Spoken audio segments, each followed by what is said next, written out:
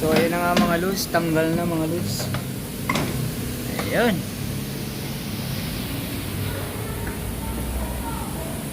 Nakabit na ang dapat dito pinapamasin shot na lang eh. para mga lods, video po today is magpapagawa tayo ng Hilux ni boss. Basag na kasi yung cross joint propeller nya. Ayan, kaya pinabili ako ni kabayan ng cross joint propeller sa Toyota. Ayan ang mga lods, oh. Piniprepare niya na mga lods. Shout out na muna. Shout out po. At magandang umaga po sa inyong lahat. Yun. Sana huwag kayong magsawa sa amin. Ay. Yan. Shout out mo si mga kabayan taduman. Mga kabayan, sa Bicol po, kumusta kayo lahat dyan? Yan. Ingat po kayo dyan, araw-araw. Yun. Yan, papakita ni kabayan yung cross joint. Original po to. Original na Toyota. Kaya kung magpapagawa kayo, mas maigi sa Toyota, no? Ayan. Ayan, pakita namin sa inyo mga lods. Pwede sumilong. Papakita namin sa inyo yung basag niya. Ayan mga lods. Dito kasi kabaya, pumupunta ako dito, pinapacheck ko. Ayan, oh. Basag na, oh.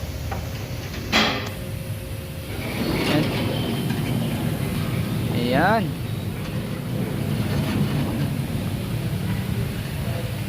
Tatanggalin na po natin yung cross joint. Natanggalin na ni kabayan yung cross joint.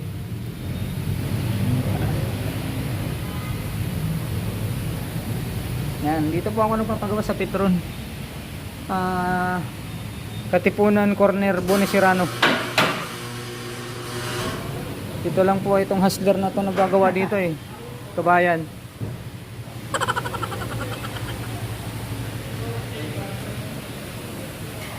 Yan, so ayan mga lods, panoorin nyo hanggang uli mga lods. Baka matuto kayo maggawa ng cross joint sa propeller pagbasag na yun yung mga cross joint. Kaya ko pala to pina-check mga lods kasi pag yung umaapak ako ng silinyador, parang kumakaldag siya. Yung pala yun, basag yung ano niya, cross joint. Kaya kung maramdaman yung ganun yung sasakyan yung mga lods, pag kumapak tas bitaw agad, tas kumakaldag, yun, pa-check nyo yung sa cross joint propeller nya, baka basag na rin. Okay mga lods, na po, Ito na po, tatanggalin na po natin yung propeller shaft para maikabit niya yung bagong cross joint. cross joint. Yan po ang nakitang dahilan ni kabayan, kaya nagkakaldag, no? Pag yung binibitawan agad yung ano, silinyador. Diyan pala yun. Sa tingin mo yan lang yun, yung ano, dahilan. Yan. Dito nyo ipacheck yung mga sasakyan yung mga loads kung may nararamdaman kayo. Malupit ito sumilip eh. Yan. Pero alam nyo na, siyempre. Yan. Dito tayo sa ilalim ng sasakyan mga lods. At titingnan natin kung paano babanatan ni kabayan propeller. Masin natin. Machine shop pa? Patay tayo.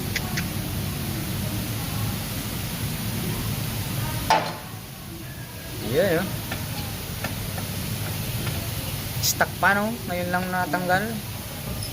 Ang tinakbo nito magto 200 na mga lods. 193. Kaya pala nabasag-basag na yan ata eh.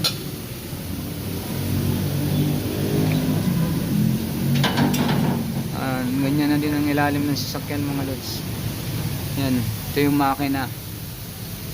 Yan. Wala na, ano na rin. Pero kailangan ng patchinsoil yan. Medyo nahirapan po si kabayan magtanggal ng propeller. Dahil matagal na to eh.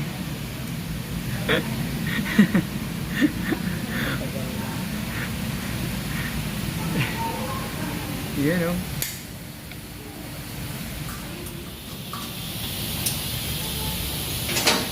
Yan, maganda magpagawa dito mga lods dahil kompleto talaga dito kay Kabayan. Tignan nyo naman, may pang-angat pa siya oh. Dito, may mga lifter. Kasi kung doon kayo papagawa sa mga yung umiila-ilalim lang ano, hindi pulido kasi mahirap umilalim eh. Yung maganda dito sa may mga ganito, mga lifter, para kita mo talaga yung ilalim, pati ikaw makikita mo. Hindi lang yung gumagawa, di ba? Oh, pati ikaw makikita mo. Pag yung walang lifter eh, yung gumagawa lang ang umiilalim eh. Di ba?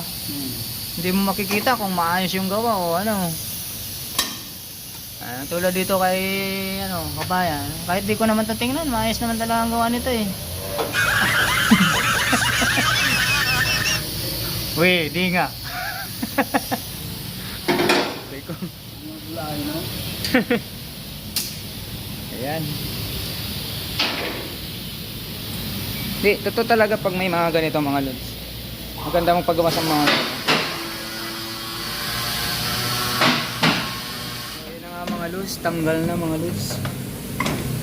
Ayan.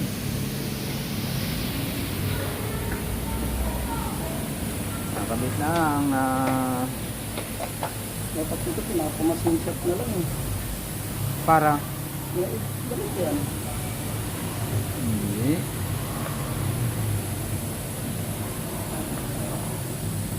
Busog na talaga oh. Kaya pala grabe kumaldag eh. Ano? Grabe. Kinain. Grabe oh. Kaya talagang kakaldag na eh. Grabe oh. Wala na mga lods. Talas-talas na oh. Delikado na pala no? Yung bumitaw. Mamasin shop mo na lang to para hindi tayo mahirapan. Saan? Sa masin shop. Yan oh, puta wala na nga pala oh. Mahirap na kalasan to dahil bumuka na yan oh. Yan oh. Bumuka na yung housing niya. Yan oh. Saan ako dadalhin sa machine shop yan? Ito buo. May malapit dito, lalakarin lang. Sasakay ka sa Jiperisa. Patay tayo din. Yan oh, bumuka na yan. Mahirap na kalasin kasi to. Yan oh. Kasi dito, dapat yan, puro ganyan lang o pantay, di ba? Ito, hindi nakapantay o, na parang tinulak na sa bigla. Kita, mahirap pa nang basagin ito. Ayun o. 2,000 years later. Kaya na nga mga lods, pag-antay tayo ng kalahating oras. Pina-machine shop yung propeller. Ito mga lods.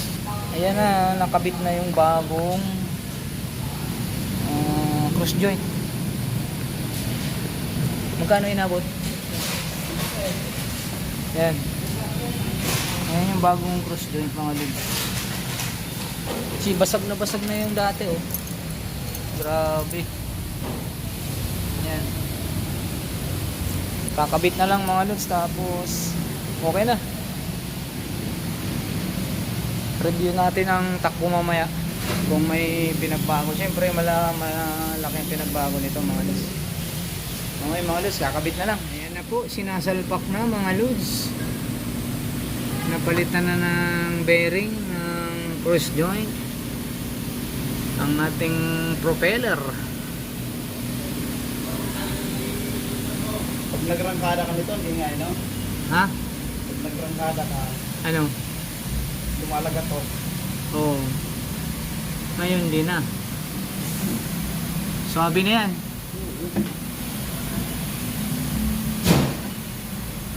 Yan. Kakabit na mga lods. Hindi yan gagrasahan dyan. May grab na yung sarili.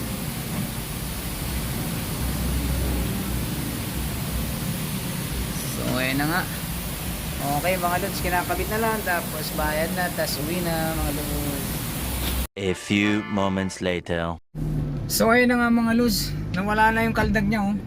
Binabitaw-bitawan ko na yung ano niya, oh. Dati grabe talaga yung kaldag niya mga lods. Sobrang durog na yung cross joint niya. Delikado na yon. Kaya kung may nararamdaman kayo sa inyong mga sasakyan mga lods, huwag nyo nang patagalin, pa-check up nyo na agad. Yan, sabi na ang takbo ng pick up na naman na to. Yan, okay mga lods, hanggang dito na lang ang aking video. Thank you for watching and God bless all.